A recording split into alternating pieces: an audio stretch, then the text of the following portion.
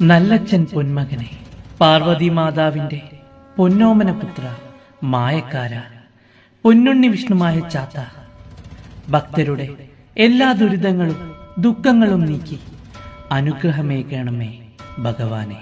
ഭയക്കേണ്ട, സാക്ഷാൽ ചാത്തൻ സ്വാമിയുടെ കരങ്ങളാണ് നിന്റെ ശിരസിലുള്ളത്. ഒരു ദുഷ്ടശക്തിക്ക് മുന്നിലും നിന്റെ ശിരസ് താഴില്ല. എനിക്കെല്ലാം നീയാണ്. എന്റെ ദുഃഖങ്ങൾ നിന്റെ മുന്നിൽ വന്ന് ചൊല്ലിയിടുമ്പോൾ അത് നിന്റെ മന്ത്രമായി മാറിടുന്നു.